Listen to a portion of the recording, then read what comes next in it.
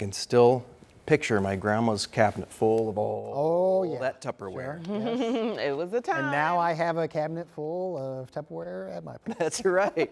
We just we're looking live at downtown Indianapolis on yet another beautiful afternoon. A little more cloudy than it was. Yeah, a the little last couple cloud days. cover over the southeastern corner of the state. Eventually, this pattern has to break here.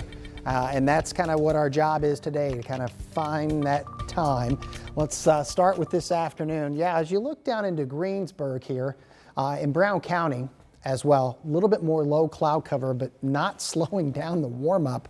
All of us in the upper 80s. Officially, Indianapolis hit 88 today.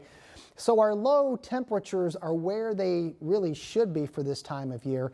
It's just we're about 10 degrees plus above on that high because of the sunshine that we have, and it's been the streak. You can see we go back to the 10th of the month, we hit 85.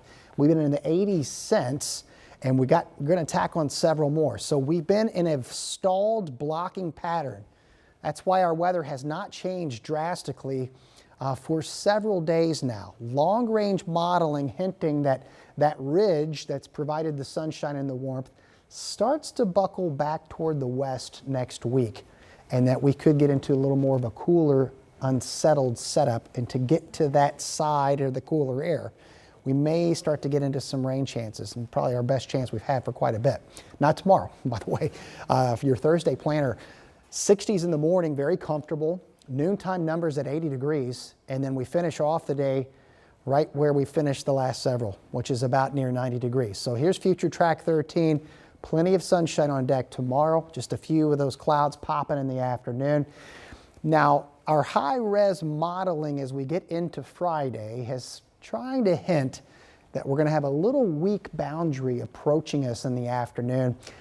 Matt and I were just talking off camera. Our soils are just so dry that we have a hard time believing we're going to have a bunch of coverage on this.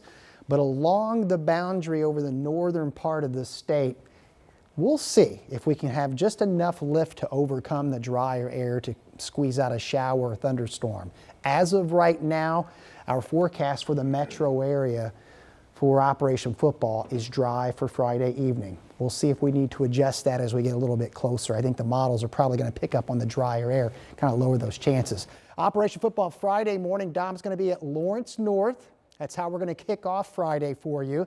And then we'll be heading over to Ben Davis, Warren Central. Big matchup. That's our game of the week. Look at that weather. Let's see if this holds for us.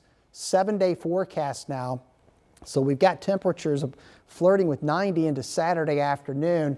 And then as we go into Sunday here, we're going to put in a chance there for some showers and storms, and we'll see if we need to bump those numbers up as we go into the second half of the weekend. And there's the impacts of that pattern change next week.